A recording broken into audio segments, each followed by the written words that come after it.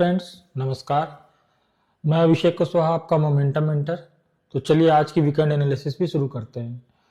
देखिए, सबसे पहले तो ये नया साल आने वाला है 2026, और पुराने साल का ये मेरा आखिरी वीकेंड एनालिसिस है। तो कोशिश करेंगे यहाँ पे कि समझने की कौन कौन से सेक्टर्स बेटर चल रहे हैं। ठीक है, लास्ट में हम इस टॉपिक पे भी ध्यान देंगे कि कौन कौन से सेक्टर्स बेटर चल रहे हैं और आने वाले साल में कौन कौन से सेक्टर्स पे ध्यान दिया जा सकता है या देना चाहिए हमें। तो जैसा हम लोग हमेशा देखते हैं, सबसे पहली चार्ट को, और वो होता है निफ्टी का। देखिए, निफ्टी का वीकली चार्ट जो हम देख रहे हैं, इसके हिसाब से अभी भी मार्केट उसी कंफ्यूजिंग जोन में है। जब तक ये कन्विंसिंगली क्लोज नहीं करता है 26,300 के ऊपर, मार्केट कहीं ऊपर नहीं जा रहा है, और या तो फिर वो नीचे क्लोज करता है 25,500 के नीचे क्लोज करता है और सस्टेन करता है, तो फिर नीचे साइड का हम लोग को मूव देखने को मिलेगा। इस पूरे रेंज में मतलब कि ये जो मैंने मार्क किया हुआ है, ये लगभग 26,450 है, 25,450 है, ऊपर 26,300 है। इस रेंज के बीच में निफ्टी कंफ्यूजन में ही रहेगा जब तक भी इस रेंज में रहेगा।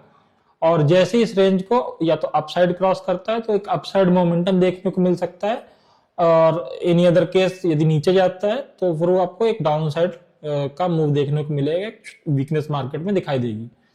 अभी ओवरऑल में मार्केट जैसे पहले कंफ्यूज कर रहा था, वैसी कंफ्यूजन अभी भी क्रिएटेड है। और जैसा कि मैं आपसे पहले भी कह रहा था कि मार्केट में अभी भी वो सिंक नहीं दिख रहा है जो सिंक मार्केट में होना चाहिए।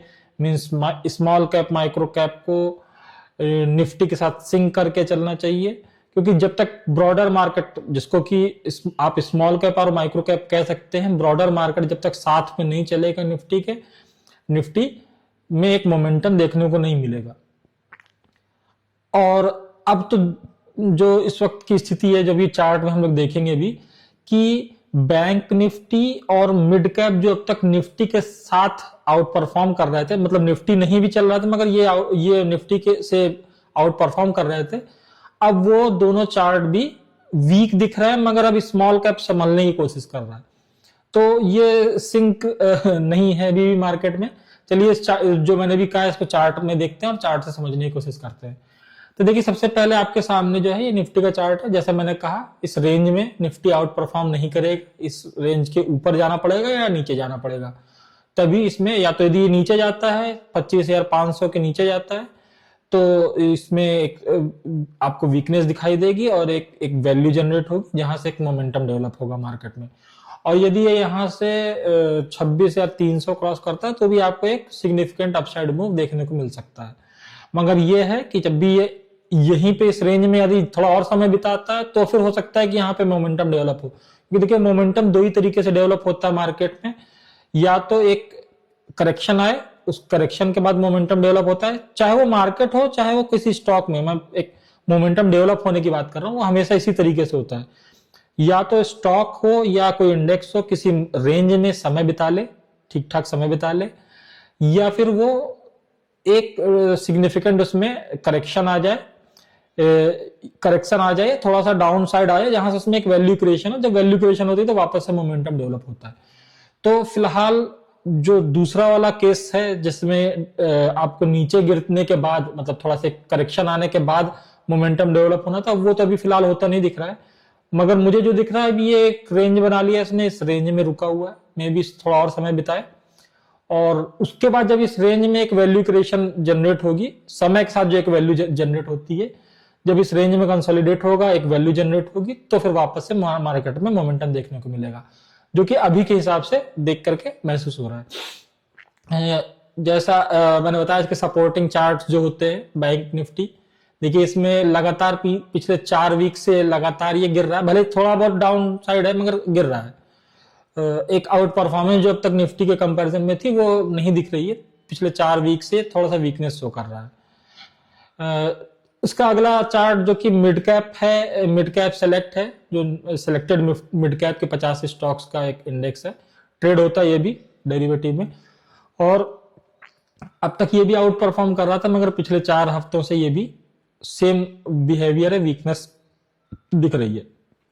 और वो वीकनेस दिखने की वजह से ही जो है मैं कह रहा हूं कि वो कंफ्यूजन जो क्रिएट हो रहा है निफ्टी के उस लेवल के आसपास, वो यही रीजन है, क्योंकि ये सभी इंडेक्सेस को थोड़ा थोड़ा सपोर्ट देना ही पड़ेगा।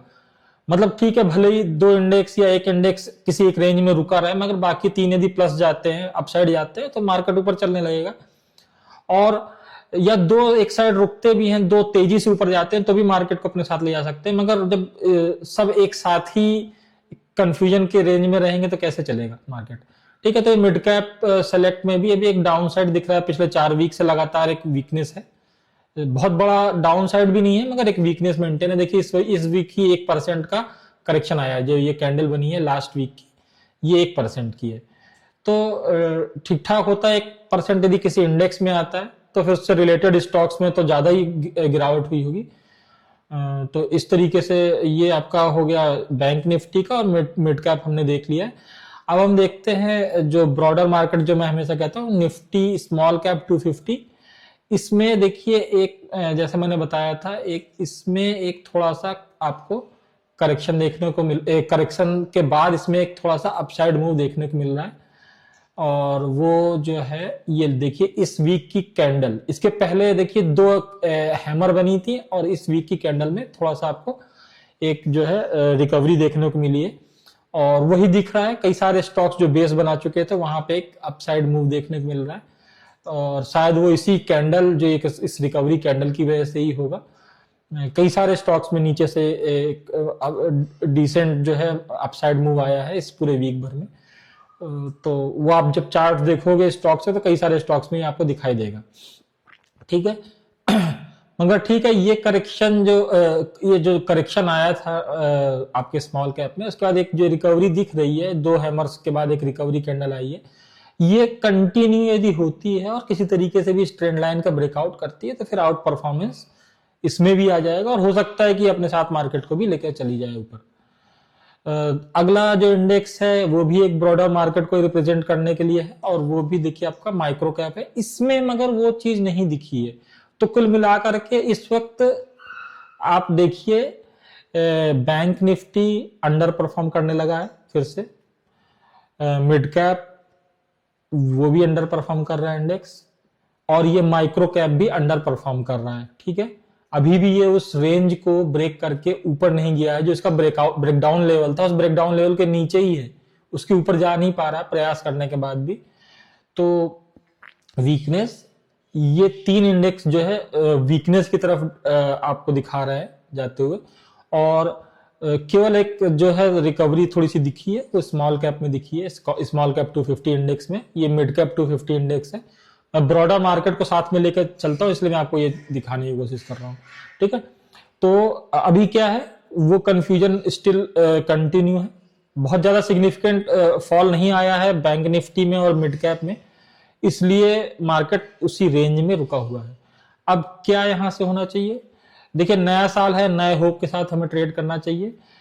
कोशिश हमें सिर्फ ये रखनी है कि किसी भी कंडीशन में बहुत बड़े पोजीशंस, जिन स्टॉक्स में ब्रेकआउट हो भी जाए गलती से, वहां बहुत बड़े अभी हम लोग को, जब तक ब्रॉडर मार्केट में मूव नहीं आता तब तक हमको बहुत बड़े पोजीशंस नहीं बिल्डअप करने हैं। इस चीज का ध्यान रख करके हमें ट्रेड करना है, और जो अच्छे स्टॉक्स चल रहे हैं उसमें लगातार अपने स्टॉप लॉस को ट्रेल करते रहिए, ताकि किसी भी सडन फॉल में आप ट्रैप ना हो। आपका जो प्रॉफिट अब तक आपने गेन किया उस पर्टिकुलर स्टॉक में या पर्टिकुलर जो भी इंस्ट्रूमेंट में आप ट्रेड कर रहे हो, उसमें एक सिग्निफिकेंट फॉल यदि अचानक से आने लगता है, तो वो आप उसमें ट्रैप होकर के अपना लूज ना कर लें प्रॉफिट। ठीक है, तो ये होगा जो हम लोग इंडियन चार्ट्स देखते हैं, इंडियन इंडेक्स के चार्ट्स देखते हैं। अब चलते हैं थोड़ा सा यूएस मार्केट में, थोड़ा सा बाहर चलते हैं अपने देश के, और वहां चल के देखने की कोशिश करते हैं कि वहां का मार्केट कैसा चल रहा है। देखिए ये है आपका डाउ जोन्स इंडेक्स, और डाउ जोन इंडेक्स में जैसा मैंने कहा है ये आउट परफॉर्म कर रहा है, पूरी तरीके से स्ट्रेंथ दिख रही है मार्केट में, अच्छी तरीके से स्ट्रांग है, लाइफ टाइम हाई पे क्लोज किया इस वीक। सेम आपका इसका जो यूएस मार्केट का दूसरा इंडेक्स है, जो वहां का ब्रॉडर मार्केट इंडेक्स है एक तरीके से कहिए, S&P 500, इसमें भी देखिए लाइफ टाइम हाई पे क्लोज किया है इस वीक, तो ये भी आउट परफॉर्म चार्ट है इसका भी। और नेस्डेक जो आपका 100 है, जो कि वहाँ का आईटी कह लीजिए, एक तरीके से आईटी हब है, आईटी इंडेक्स है, टॉप आईटी स्टॉक्स इसमें है। और ये ठीक है, ये भी आउट परफॉर्म नहीं कर रहा, बट ये भी वीकनेस नहीं शो कर रहा, एक ठीक ठाक है, अपने रेंज में एक चल रहा है और उस रेंज में ही रुका हुआ है। फिलहाल इस लेवल को अभी थोड़ा सा निकालने के लिए इसको थोड़ा सा मेहनत करनी पड़ेगी। 25,700 25,800 के लेवल के ऊपर क्लोज करेगा तो आपको एक अपसाइड मूव देखने को मिलेगा इस इंडेक्स में भी। तो ओवरऑल में यूएस मार्केट स्ट्रांग है। अच्छा, एक चीज पता नहीं आप लोगों ने इसके पहले फोकस किया था कि नहीं किया था। मैंने अपने ग्रुप में जो मेरे साथ जो लोग ट्रेड करते हैं, जो मेरे साथ जानते हैं मुझे, मैंने उनके बीच में लाइन डिस्कस भी की थी कि एक बीच में ड्यूरेशन आया था जिस ड्यूरेशन में सारे market, even world wide markets, अच्छे अच्छे मार्केट्स भी डाउन साइड में थे, अंडर परफॉर्म कर रहे थे, मगर उस टाइम पे निफ्टी आउट परफॉर्म कर रहा था। वो एक टाइम था कि निफ्टी ब्रॉडर मार्केट के साथ, मतलब आपके पूरे वर्ल्ड वाइड मार्केट के साथ सिंक नहीं कर रहा था, और अभी भी सिंक नहीं कर रहा है। मतलब क्या होता है ज्यादातर कि यूएस मार्केट को एक आप एक लेवल मान करके उसी के साथ सिंक करके मार्केट चलता है, इंडियन मार्केट, मगर वो जो है अनसिंक हुआ है तब से, और अब तक वो सिंक नहीं कर पाया है। मींस कि उस टाइम पे यूएस मार्केट गिर रहा था और इंडियन मार्केट आउट परफॉर्म कर रहा था, वो एक ड्यूरेशन था। और अब ये ड्यूरेशन है कि अब यूएस मार्केट आउट परफॉर्म कर रहा है और इंडियन मार्केट परफॉर्म नहीं कर पा रहा है। तो ये सिंक भी होना जरूरी है। जैसे काफी सारी चीजें अनसिंक चल रही हैं, कमोडिटीज नहीं चलती हैं तभी इक्विटी मार्केट चलते हैं। अभी कमोडिटीज चल रही हैं, खासतौर से जो है सेफ हेवन जिसे कहा जाता है, सिल्वर और गोल्ड, वहां पे पैसा जा रहा है तो मार्केट इसलिए आउट परफॉर्म भी नहीं कर पा रहा है, कि रीजन है। प्लस दूसरा आपका डॉलर इंडेक्स जो है, सॉरी यूएसडी आईएनआर जो है आपका, इंडियन रुपीज लगातार वीक हो रहा था, तो वो सारे रीजंस भी थे काफी सारे, इसकी वजह से भी मार्केट आउट परफॉर्म नहीं कर पा रहा है। तो वो रीजन जब तक इंटैक्ट रहेंगे तब तक मार्केट नहीं भी कर पाएगा परफॉर्म। तो अच्छा, और लगातार जो है आउटफ्लो हो रहा है, मार्केट से पैसा जा रहा है, एफआईआईज का पैसा लगातार बाहर निकल रहा है। और जब तक सेंट्रल जो बैंक्स हैं, हर एक देश के जो सेंट्रल बैंक इस वक्त गोल्ड खरीदने में लगे हुए हैं, एक्यूमुलेट कर रहे हैं लगातार गोल्ड को, वो भी एक रीजन है इसके पीछे। ठीक है, वो पैसा सब वहां जा रहा है, सेफ हेवन में जा रहा है, तो वो यहां से निकल करके जब जहां पे ज्यादा, देखिए हमेशा पैसे का आउटफ्लो जो होता है, चाहे वो फॉरेन पैसा हो चाहे इंडियन पैसा हो, उसका आउटफ्लो इक्विटी मार्केट से हमेशा तब होता है जब कोई और एसेट क्लास परफॉर्म कर रहा हो बेटर। तो इस वक्त तो आप चार्ट अभी देखिएगा, गोल्ड और सिल्वर किस तरीके से आउट परफॉर्म कर रहे हैं, अपने आप में एक अद्भुत चार्ट है वो, देखने लायक, और ऐसा अब तक हुआ भी नहीं है, तो पहली बार है देखने में, और उसका आनंद लीजिए। जो ट्रेड कर रहे हैं, जिन्होंने मेरे सजेशन पे ईटीएफ्स बाय किए थे गोल्ड और सिल्वर के, उन्हें एंजॉय करना चाहिए। देखते हैं, उनके चार्ट्स पे ही पहुंचते हैं तो फिर उसको भी हम लोग समझने की कोशिश करेंगे। तो ये हो गया आपका यूएस मार्केट के चार्ट जो कि आउट परफॉर्म कर रहे हैं। एक बार इंडिया विक्स पे नजर डालना जरूरी है, मैंने इसको भी डिस्कस किया था पिछले वीकेंड एनालिसिस में, शायद पिछले वीकेंड एनालिसिस में किया था, उसके पिछले में मुझे थोड़ा सा वो याद नहीं है, मगर हमने किया था एक डिस्कशन कि ये एक लेवल था 9.5 का, अभी इसके भी नीचे चला गया है, इस वीक क्लोजिंग हुई है, जो कि अब तक की क्लोजिंग थी ही नहीं, मतलब इसके नीचे क्लोज ही नहीं किया था एक बार भी। वीकली चार्ट में, वीकली यदि चार्ट में आप जाकर के देखेंगे तो 9.5 के नीचे की क्लोजिंग अब तक नहीं आई है, चाहे आप कितने भी पुराने उसमें चले जाइए। देखिए ये इस वीक की 9.15 की क्लोजिंग है। इतना लो विक्स, इंडिया विक्स है, जो वोलेटिलिटी इंडेक्स होता है, मतलब वोलेटिलिटी नाम का कुछ बचा ही नहीं है मार्केट में। आप देखिए, मैं लगातार दिखा रहा हूं, नीचे तक गया जरूर है किसी भी वीक में, वीक बनी है, मगर क्लोजिंग नहीं थी इसके नीचे की। ये अपने आप में देखिए, ये तो मैं जहां से इंडिया विक्स लिस्टेड हुआ है तब वहां तक पहुंच गया, 2011 तक पहुंच गया, 2010 तक पहुंच गया, मगर कहीं पे भी इसने 9.5 के नीचे की क्लोजिंग नहीं दी। उसके नीचे तक गया है चार्ट, हर कई बार वीकों में गया है, कई वीक्स में गया है, मगर उसके नीचे कभी भी क्लोजिंग नहीं दी है। और जब भी इसने इसके नीचे तक गया है, एक बार एक अच्छा वॉलेटिलिटी इंक्रीज हुई है। तो एक्सपेक्टेशन है, अच्छा वॉलेटिलिटी यदि इंक्रीज होती है तो होता क्या है, जब वॉलेटिलिटी इंक्रीज होती है तो ज्यादातर मार्केट डाउन साइड जाता है। इसीलिए ये भी एक वॉलेटिलिटी से रिलेटेड एक कंसर्न है कि वॉलेटिलिटी जब भी इतना ज्यादा कॉन्ट्रैक्ट होती है, नीचे साइड को होती है, दब जाती है 9.5 के नीचे चली जाती है, ज्यादातर मार्केट में एक गिरावट आती है। तो मैं उसी गिरावट का भी मैं वेट कर रहा हूं, इसलिए मैं बहुत ज्यादा मतलब हाईली मोमेंटम ट्रेड करने के लिए मैं बहुत हाई बड़े जो है ट्रेड्स नहीं ले रहा हूं, छोटी क्वांटिटी में ले रहा हूं। ट्रेड्स तो मेरे करने की, ट्रेडर हूं, स्वाभाविक नेचर है मेरा ट्रेड करना, तो मैं वो लगातार कर रहा हूं। और मगर मैंने बहुत बड़ी पोजीशंस नहीं बनाई है, तो मैं लगातार यही बात आपसे कह रहा हूं। चलिए अब नेक्स्ट चार्ट देखता हूं, और ये चार्ट होगा आपका यूएसडी आईएनआर का। और यूएसडी आईएनआर में देखिए लास्ट वीक एक सिग्निफिकेंट ड्रॉप आया था, आरबीआई का बीच में इंटरफियरेंस था शायद, उसकी वजह से ये फॉल आया था। और इस वीक फिर से देखिए आपका यूएसडी स्ट्रांग हुआ है 0.35%, ठीक ठाक है। और वापस से आईएनआर में वीकनेस आई है, फिर से 90.2 के आसपास की क्लोजिंग दी है। लास्ट वीक इसने 91 से ऊपर का हाई बनाया था, और फिर वहां से एक करेक्शन आया था आरबीआई के बीच में इंटरप्ट करने की वजह से। और इस बार वही देखिए आपको एक फिर से वापस उसमें एक स्ट्रेंथ आती हुई यूएसडी में एक स्ट्रेंथ आती हुई आपको दिख रही है। तो वापस से मार्केट को इसीलिए फिर से प्रेशर डेवलप होना शुरू हो गया है। अगले चार्ट्स की तरफ चलते हैं।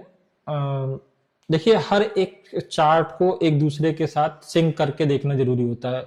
क्या इसका इफेक्ट पर्टिकुलर हमारे मार्केट में पड़ रहा है, किस तरीके से पड़ रहा है, यदि पड़ रहा है तो क्या चीजें हमें किस तरफ हमें ध्यान देना चाहिए। इसलिए मैं ये वीकेंड एनालिसिस हमेशा करने की कोशिश कर रहा हूं, ताकि आप लोग भी समझ सकें कि एग्जैक्टली किन फैक्टर्स की वजह से आपके इंडेक्स में, आपके स्टॉक पे ये फॉल आ रहा है, या यदि जा रहा है अपसाइड मूव तो किस वजह से हो रहा है। देखिए इस वक्त क्रिप्टो करेंसी तो ठंडी पड़ी हुई है। लाइक आपका देखिए सामने इस वक्त बिटकॉइन का चार्ट, सॉरी ये रिपल का चार्ट है, ये फॉलो कर रहा पूरी तरीके से आपके बिटकॉइन को। और ये रहा आपका बिटकॉइन का चार्ट, एक सिग्निफिकेंट फॉल आया है, एक रेंज में रुका हुआ है इस वक्त। एक बार को 1,20,000 से भी ऊपर चला गया था, डॉलर से भी ऊपर चला गया था, इस वक्त वापस से 87,000 के आसपास आके रुका हुआ है, समय बिता रहा है। एक बेस फॉर्म होगा, कुछ समय बिताएगा, वापस से हो सकता है इसमें एक अपसाइड मूव देखने को मिले, या फिर हो सकता है कि ये एक किसी तरीके का हेड एंड शोल्डर फॉर्मेशन कर ले तो और भी डाउन साइड जा सकता है। फिलहाल कुछ भी कहने लायक स्थिति में नहीं है। आपका अब जो है देखिए ये भी एक मार्केट को सपोर्ट देखिए मिला है जो वो क्रूड के चार्ट में दिया, हम लोग जाकर के देखेंगे तो क्रूड में एक सिग्निफिकेंट फॉल है और वो लगातार मेंटेन है। मतलब चाह के भी क्रूड इस वक्त देखिए किस लेवल के आसपास, 56 57 के लेवल के आसपास, मतलब 60 के नीचे बना हुआ है काफी समय से, 60 के आसपास ही है। और ये देखिए वीकली चार्ट आप देखिए कब से एक हाई बनाया, ठीक है, ये कोविड के टाइम पे ये चला गया था लगभग 0 से भी नीचे। और वो एक समय था कि उस टाइम पे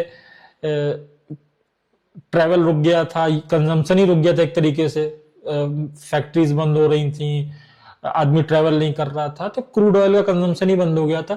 तो क्रूड ऑयल का प्रोडक्शन तो हो रहा था, कंजम्पशन नहीं हो रहा था, तो उसको रखने की दिक्कत होने लगी थी। तो वो इस वजह से उस टाइम पे क्रूड ऑयल को रखने की जब दिक्कत होने लगी तो फिर क्या हो गया, उसकी वैल्यू 0 से भी कम हो गई थी। वो भी एक टाइम था मार्केट का। और उसके बाद एक सिग्निफिकेंट इसमें देखिए अपसाइड मूव आया, इसने हाई बनाया लगभग 130 के आसपास तक का, 128 के आसपास तक का।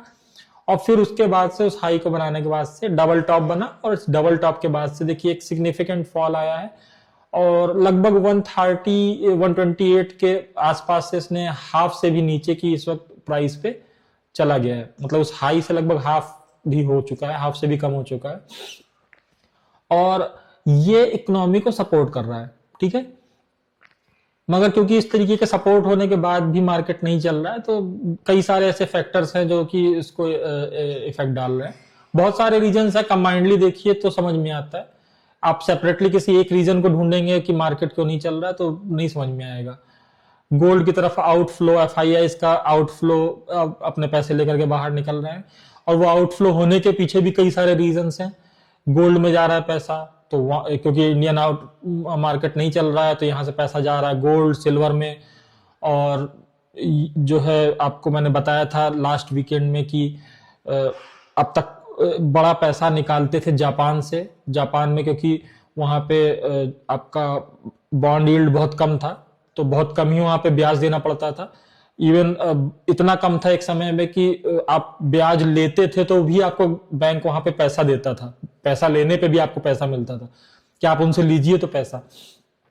तो वहां से बड़ा पैसा आया था, हम लोग के मार्केट में लगा था, क्योंकि यूएसडी एक कॉमन करेंसी है, तो यूएसडी के रूप में कन्वर्ट करते थे पहले येन को, और उसके बाद वो पैसा इंडियन मार्केट में आया था। तो मार्केट में पैसा आया था क्योंकि वहां पे बॉन्ड यील्ड फिर से बढ़ रही है, अपने लाइफ टाइम हाई के आसपास चली गई है, तो वो बॉन्ड यील्ड इतना ज्यादा बढ़ गया, तो जाहिर सी बात है वो सब पहले यहां से पैसा निकाल करके वहां का ब्याज कंप्लीट करेंगे, फिर देखेंगे कि उन्हें क्या करना है। इसीलिए नए साल का भी वेट कर रहे हैं कि नए साल में हो सकता है वापस से इनफ्लो हो, पैसा फिर से आए मार्केट में, तो वो देखना पड़ेगा। मे बी फेब लास्ट या मार्च से हो सकता है वापस से पैसा आना शुरू हो मार्केट में, तो तब तक का वेट करना पड़ेगा, सावधानी से ट्रेड करना पड़ेगा, ये सारी चीजें देखनी पड़ेंगी। तो देखिए, ये जैसे मैंने बताया क्रूड ऑयल का चार्ट था, अभी इसकी वजह से मार्केट को सपोर्ट कहिए मिल रहा है, इसी वजह से मार्केट गिर भी नहीं रहा है, और ये इकोनॉमी को सपोर्ट कर रहा है, इंडियन इकोनॉमी को इसकी वजह से सपोर्ट मिल रहा है।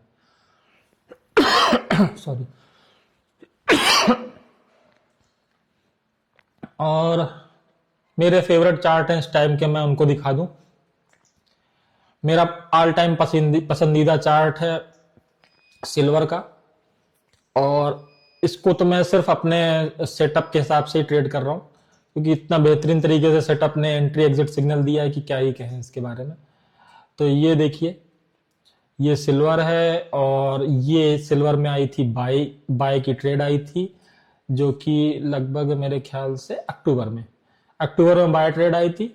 उसके बाद से थोड़ा उस टाइम पे तो बहुत आउट परफॉर्म नहीं किया था, मगर यहाँ पे वापस से जब 2 जून के बाद से एंट्री सिग्नल फिर से आया था, और उस दिन प्राइस था 98,000 के आसपास, और आज की डेट में है 2,40,000 के आसपास।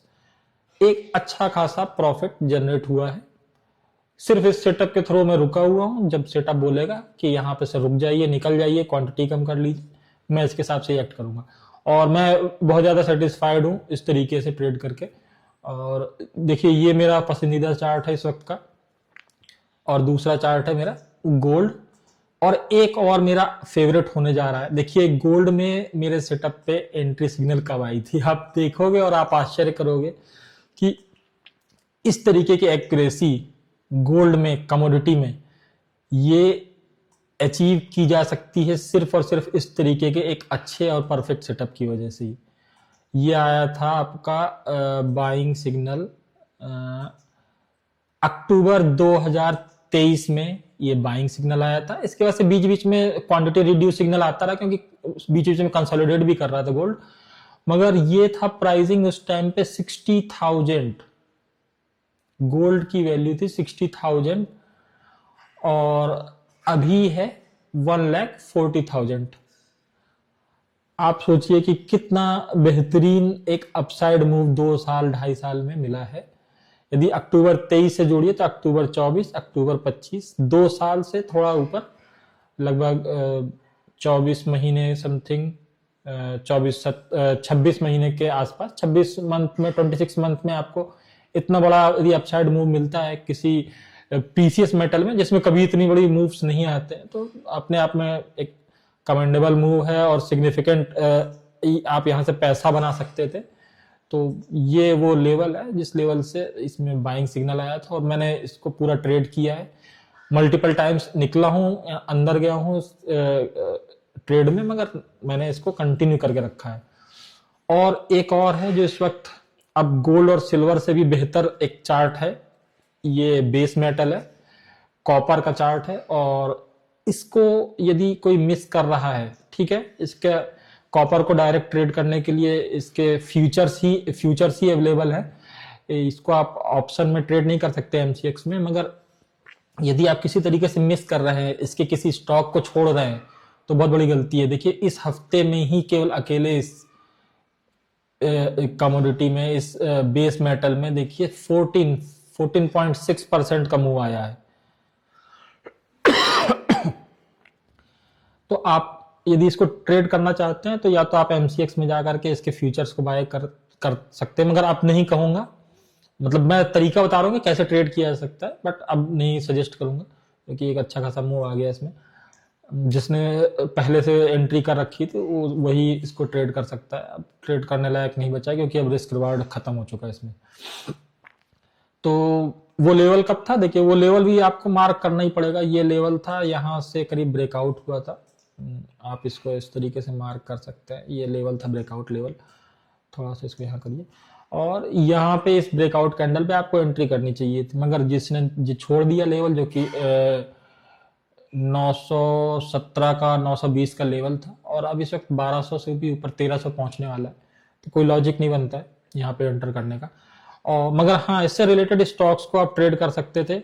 मैंने कई सारे प्लेटफॉर्म्स पे जहाँ पे मैं अपना व्यू शेयर करता हूँ, अपने चार्ट शेयर करता हूँ, वहां पे मैंने बताया भी था कि हिंदुस्तान कॉपर हो गया, चाहे आप इससे रिलेटेड और भी कई सारे स्टॉक्स है, उसमें भी आपने ट्रेड किया होगा, तो मैंने वहां पे बताया था। अच्छा खासा इसमें अपसाइड मूव आ भी चुका है। तो ये देखिए इस वक्त का एक मेरा फेवरेट चार्ट और है हिंदुस्तान कॉपर, इसमें भी देखिए बाइंग सिग्नल यहाँ आया था और तब से एक अच्छा खासा मूव आ चुका है। तो ये है इस वक्त के बेस्ट चार्ट। हिंदुस्तान जिंक भी देखिए बेस मेट, हिंदुस्तान जिंक जो कि जिंक से रिलेटेड है, उसमें भी एक मूव ठीक ठाक आया था, और ये जिंक का चार्ट भी आप देख लीजिए, मगर लास्ट वीक इसमें थोड़ा सा करेक्शन आया था, वापस से इस वीक जंप आया है, बट जिंक भी एक अच्छा इस वक्त चल रहा है, और एल्युमिनियम में भी कंपैरेटिव जो है, क्योंकि सारे मेटल्स चल रहे हैं, सारे कमोडिटीज चल रहे हैं इस वक्त, बेस मेटल्स चल रहा है, तो एल्युमिनियम भी उसी के साथ अपने आप को सिंक करके ये भी चल रहा है। इसमें भी एक देखिए इस वीक अच्छा खासा जंप आया था 6% का। तो ये चार्ट्स हैं जो अभी आपको देखने चाहिए, समझने चाहिए, और इनके अकॉर्डिंग अपने पोजीशंस को बनाना चाहिए।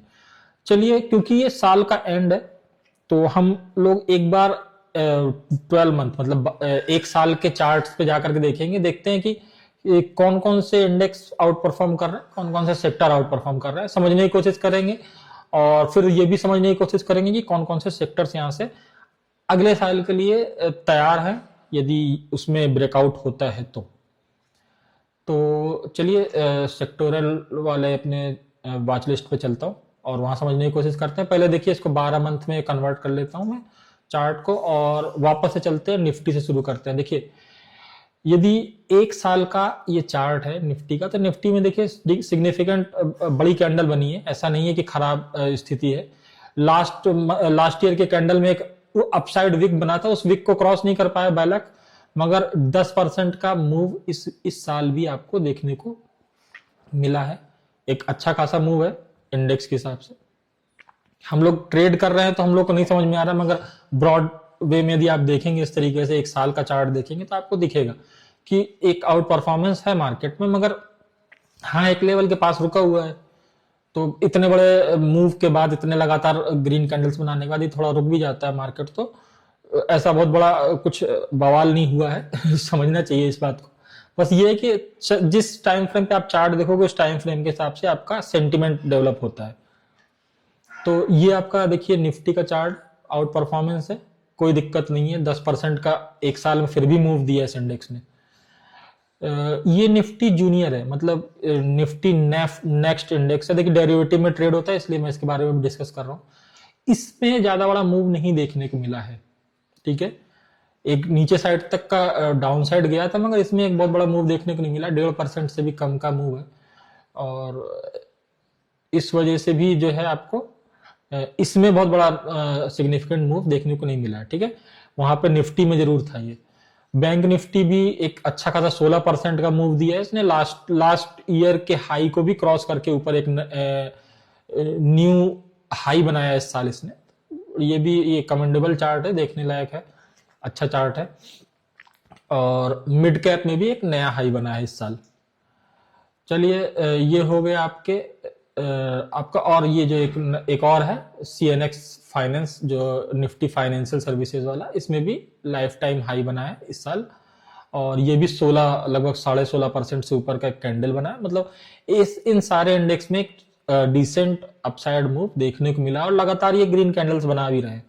तो कोई हमें नहीं लगता कि कोई हमें शिकायत करनी चाहिए। इन्होंने अपने हिस्से का काम किया है। छोटे टाइम फ्रेम में हम लोग देखते हैं तो हम लोग को डर लगता है, हिचकिचाहट होती है। बड़े टाइम फ्रेम में इन सब ने आउट परफॉर्म करने की कोशिश की है। सॉरी, देखिए ठंड बहुत है और यदि संभल कर रहेंगे तभी, नहीं तो मेरी तरह खांसते रहेंगे। देखिए ब्रॉडर मार्केट के भी चार्ट्स हम लोग को देखने चाहिए एक साल के। तो हम लोग चलते हैं निफ्टी 500 इंडेक्स की तरफ, और इसमें भी बहुत बड़ा मूव नहीं देखने को मिला है। ठीक है, यदि आउट परफॉर्मेंस उन इंडेक्स में देखने को मिल रहा था तो एक ब्रॉडर मार्केट में देखिए बहुत बड़ा मूव नहीं आया है।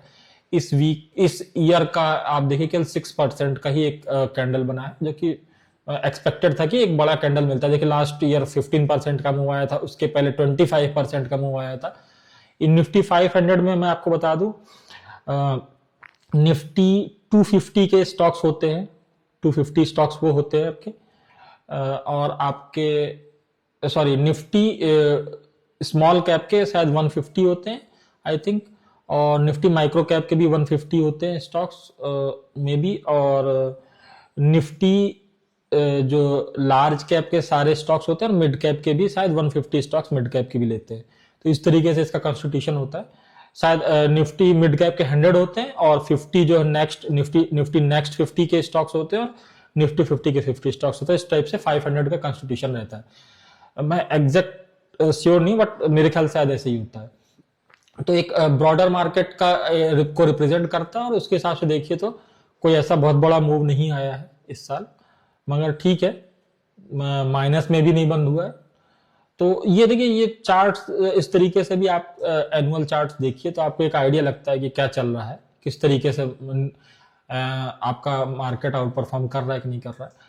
और सेम हम देखेंगे मिड कैप में, मिड कैप 150 का, इसमें भी कोई बहुत बड़ा मूव नहीं आया। हाँ, नीचे से यदि देखें तो एक अच्छी विक बनी है, तो काफी डाउन जाने के बाद इसने एक करेक्शन कहिए करेक्शन आया था, और उस करेक्शन के बाद एक अच्छा इसने रिकवरी किया है, एक हैमर बनाया। तो एक्सपेक्टेड है कि इस हैमर के बाद नेक्स्ट ईयर एक अच्छा कैंडल देखने को मिलेगा, क्योंकि देखिए एक हैमर यहां बना था निफ्टी मिड कैप में, और इस हैमर के बाद देखिए अगले साल 43% का अप मूव आया था।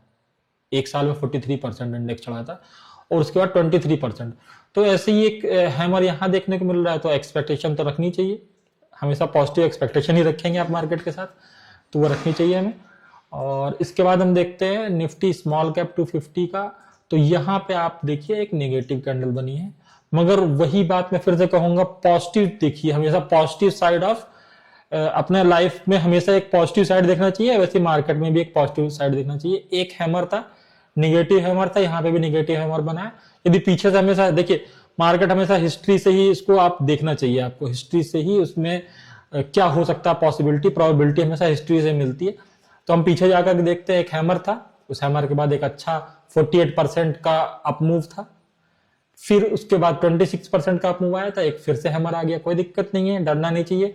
हैमर आया है, इस साल नहीं बनाया, अगले साल हो सकता है कि एक सिग्निफिकेंट इस टाइप की कैंडल देखने को मिल जाए हमें, जो कि 48% की थी, 25, 26, 35% तक का हो सकता है अप मूव अगले साल हमको देखने को मिले। तो तैयार रहिए, कमर बांध के रखिए, और डरने की बिल्कुल भी जरूरत नहीं है। हमेशा पॉजिटिव सोचेंगे तो पॉजिटिव आएगा, यूनिवर्स का नियम है। और ये रहा आपका माइक्रो कैप। तो माइक्रो कैप में भी देखिए एक हैमर के बाद दो अच्छे आए थे, तो वापस से मान लीजिए ये हैमर तो नहीं लग रहा है, मगर हाँ एक अच्छी वीक है, बॉडी से ज्यादा बड़ी वीक है, तो हैमर ही कंसीडर कर लीजिए इसे। तो भी आपको एक अपसाइड मूव देखने को मिलना चाहिए। देखते हैं क्या होता है, समय की गर्त में बहुत कुछ है, हम लोग यहाँ से सब कुछ डिसाइड नहीं कर सकते हैं। और इसके बाद हमको एक चीज और देखनी चाहिए, एक नया इंडेक्स जुड़ा है अभी निफ्टी में, इसको निफ्टी टोटल मार्केट इंडेक्स कहते हैं। ये निफ्टी में जितनी भी लिस्टेड स्टॉक्स है उन सबका एक सीधे इन्होंने एक इंडेक्स बना दिया है। तो ब्रॉडर मार्केट के लिए पहले निफ्टी 500 देखते थे, ज्यादा बेटर व्यू आपको यहां से मिलेगा, तो इसको देखना चाहिए। और इसमें भी वैसे ही मूव है सॉरी, इसमें भी देखिए आपको निफ्टी टोटल मार्केट इंडेक्स में भी हमको वैसे ही कुछ नजारा दिख रहा है, जैसा कि अभी माइक्रो कैप और स्मॉल कैप में देख रहे थे हम लोग।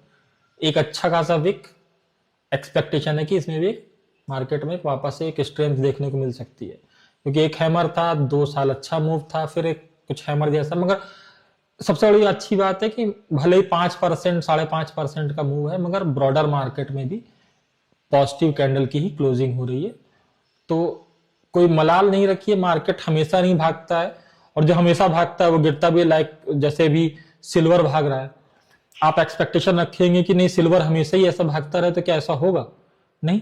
एक जितनी तेजी से कोई एसेट चढ़ता है, जितनी तेजी से कोई एसेट मूव करता है, एक अनएक्सपेक्टेड मूव जब आता है तो उतनी सिग्निफिकेंट उसी रेशियो में एक फॉल भी देखने को मिलता है। तो जिनको डर लग रहा था, जिन्होंने पार्टिसिपेट नहीं किया इस आपके क्या बोलते हैं सिल्वर में और आपके गोल्ड में, मौका मिलेगा, हो सकता है एक अच्छा करेक्शन देखने मिले, फिर आपको एक नीचे के लेवल से वापस से मिल जाए पकड़ने के लिए। तो नजर रखिए, क्योंकि नजर नहीं रखेंगे और जब भी नीचे आएगा तो आप डरेंगे कि और नीचे चला जाएगा, और जब ऊपर जाएगा तो आप सोचेंगे अब यहां से गिर जाएगा, तो कभी भी आप पार्टिसिपेट तो कर ही नहीं पाओगे। वो रिस्क आप लोगे तभी रिवार्ड मिलेगा। तो ये हो गया आपका ओवरऑल ब्रॉडर मार्केट। अब एक बार जल्दी से हम लोग देखते हैं फटाफट में, वीकली चार्ट पे जाके देखेंगे कि अपना जो है इंडेक्स कौन कौन से कहां पे हैं, क्या उनसे एक्सपेक्टेशन रखनी चाहिए हमें। तो ये है सबसे पहला निफ्टी मेटल इंडेक्स। अब इसको थोड़ा सा मैं ऐसा कर दूं जिससे आपको ब्रॉडर व्यू दिखा सकूं कैसा दिख रहा है ये चार्ट। और ये है आपका निफ्टी मेटल इंडेक्स, और देखिए ये आउट परफॉर्म कर रहा है पूरे मार्केट को। कमोडिटीज चल रही हैं इसलिए, सारे बेस मेटल चल रहे हैं, सारे आपके प्रीसियस मेटल चल रहे हैं, इसलिए निफ्टी मेटल इंडेक्स पूरे मार्केट को एक तरफ छोड़ करके अपना अलग दिशा में चल रहा है। तो ये स्ट्रांग है, मगर क्योंकि ये एक अच्छा खासा अपसाइड मूव दे चुका है तो बहुत ज्यादा इससे आशा नहीं लगानी चाहिए। मे बी और अच्छा मूव मिले, मगर यहाँ थोड़ा कॉशियसली बुलिश रहिए मेटल इंडेक्स के स्टॉक्स को यदि ट्रेड कर रहे हैं तो। राइट। निफ्टी ऑटो इंडेक्स, देखिए ये इंडेक्स भी एक तरीके का आउट परफॉर्मेंस दे रहा था, मगर अपने रेजिस्टेंस लेवल के पास ये रुका हुआ है। कई सारी पॉस्ट कैंडल अप डाउन की बन रही है, तो सेम आप देख रहे होगे, यदि आप फोकस कर रहे होगे, निफ्टी ऑटो इंडेक्स के कई सारे स्टॉक एक अच्छे लेवल पे रुके हैं, या तो आउट परफॉर्म भी कर रहे हैं कुछ स्टॉक्स, या एक अच्छे लेवल पे रुके हुए हैं, या तो ब्रेकआउट लेवल पे रुके हैं, या एक धीमी गति से अपसाइड मूव दे रहे हैं। तो ध्यान रखना है, ये एक सेगमेंट हो सकता है जिसमें नेक्स्ट ईयर एक यदि ब्रेकआउट देता है तो एक अच्छा अपसाइड मूव आपको और देखने को मिल सकता है फर्दर। ठीक है, क्योंकि अभी यहाँ पे रुका है तो कई रीजन हो सकते हैं रुकने के। यदि मार्केट चलता है तो ये आउट परफॉर्म कर सकता है, मार्केट नहीं चलेगा तो ये यहाँ से गिर भी सकता है। तो इस दोनों चीजों को ध्यान में रखिए, मगर इस इंडेक्स को नजर में रखिएगा, metal index, auto index.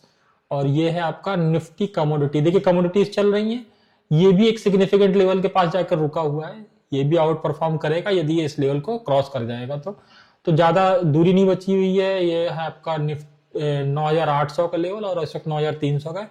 500 point का मूव यदि क्रॉस करता है, ब्रेकआउट करता है, तो इसमें भी एक आउट परफॉर्मेंस देखने को मिल सकती है। तो नजर रखिए, जो लग रहे हैं सही चार्ट मैं बता रहा हूं। निफ्टी देखिए इंफ्रास्ट्रक्चर इंडेक्स है, इस सेगमेंट में भी देखिए एक ब्रेकआउट लेवल पे रुका हुआ है। यदि ये लेवल यहां से मार्क कर दे लास्ट सिंगाई, तो देखिए ब्रेकआउट लेवल के पास ही रेजिस्टेंस ले रहा है, मगर एक कोई फॉल नहीं आया है, रुका है। तो वही मैंने जैसे कहा कि रीजन हो सकता है, यदि मार्केट यहां से आउट अपसाइड जाएगा तो ये जो आपका सेक्टर है इसके स्टॉक्स आउट परफॉर्म कर सकते हैं। तो इन इंडेक्सेस को आप अलग कर लीजिएगा अपने लिए, उनके स्टॉक्स पर नजर रखिएगा। मैं नाम किसी स्टॉक का नहीं लेता हूं क्योंकि वो लॉजिकल नहीं है, तो आपको देखना है, आप इनसे रिलेटेड स्टॉक्स पर नजर रखिएगा। निफ्टी मैन्युफैक्चरिंग इंडेक्स, तो देखिए पूरा इंडिया में ही मैन्युफैक्चरिंग चल रही है, इंफ्रास्ट्रक्चर चल रहा है, तो ये तो आउट परफॉर्म करने भी चाहिए। तो देखिए एक लेवल पर रुके हुए हैं, मार्केट नहीं चल रहा है इसलिए एक लेवल पर रुके हुए हैं, यहां से इनको ब्रेकआउट देके एक अच्छा अपसाइड मूव देना चाहिए यदि मार्केट चलता है नेक्स्ट ईयर तो नजर रखिएगा।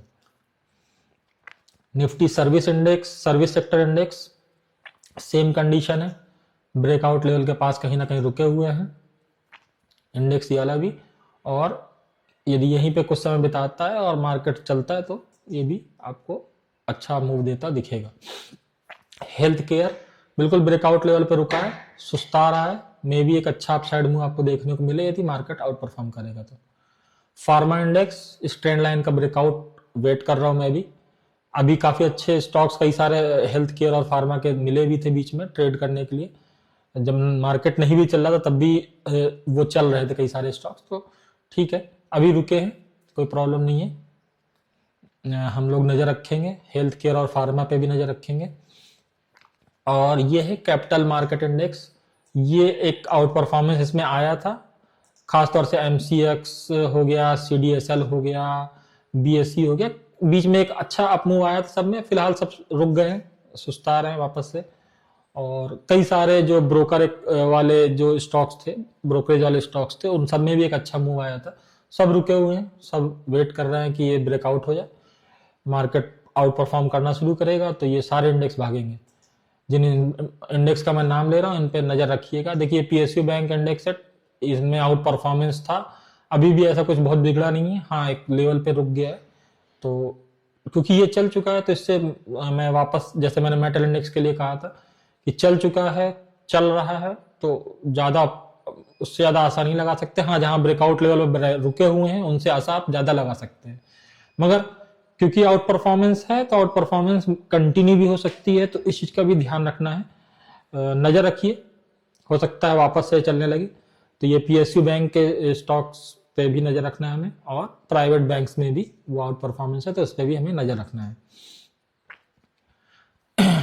देखिए निफ्टी आईटी इंडेक्स अपने एक रेजिस्टेंस जोन पे आकर के रुक गया है, ठीक है, क्योंकि यूएसडी आईएनआर में से यूएसडी पे एक यूएसडी स्ट्रेंथ ले रहा था लगातार, यूएस डॉलर स्ट्रेंथ ले रहा था, इसकी वजह से आईटी स्टॉक्स में भी एक अच्छा खासा मूव आया था, मगर वो फिलहाल इस रेजिस्टेंस जोन में रुका हुआ है, यदि इसके ऊपर निकलता है तो मे भी आईटी स्टॉक्स फिर से परफॉर्म करें, अभी फिलहाल आउट परफॉर्म नहीं कर पा रहे हैं, यहां पर रुके हुए हैं। और ये है आपका एक नया इंडेक्स ऐड हुआ था, निफ्टी इंडिया डिजिटल इंडेक्स, और इसमें भी एक आउट परफॉर्मेंस, क्योंकि देखिए डिजिटल वाला जमाना ही चल रहा है और इस वक्त डिजिटल इंडेक्स यदि आउट परफॉर्म कर रहा है तो बहुत ज्यादा अचरज नहीं करना चाहिए हमें। हाँ रुका है थोड़ा सा, यहाँ पे कुछ हफ्तों से 2-3 हफ्तों से रुका हुआ है, तो क्योंकि मार्केट रुका है, जैसा मैं सबके लिए कह रहा हूँ, रुका है तो आउट परफॉर्म कर सकता है, और डिपेंड करेगा मार्केट किस तरीके से बिहेव करता है।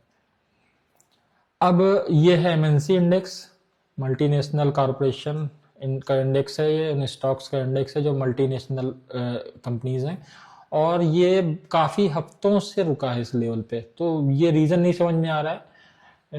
देखिए सस्टेन करेगा यदि तो इसमें भी आपको हो सकता है अपसाइड मूव देखने को मिले, नहीं तो ये गिर भी सकते हैं, कोई जरूरी नहीं है कि एक लेवल पे इतने हफ्ते से बिता रहा है समय तो ये ऊपर ही जाए, तो नजर रखिए। देखिए मैं डिस्कस कर रहा हूँ, बाकी कब क्या आएगा उसके हिसाब से वापस डिस्कशन करेंगे हम लोग।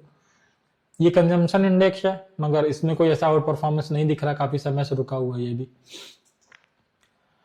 ये देखिए अंडर परफॉर्मेंस है, क्लियर, तो एनर्जी इंडेक्स जो है अंडर परफॉर्म कर रहा है, अभी आउट परफॉर्म नहीं कर रहा है।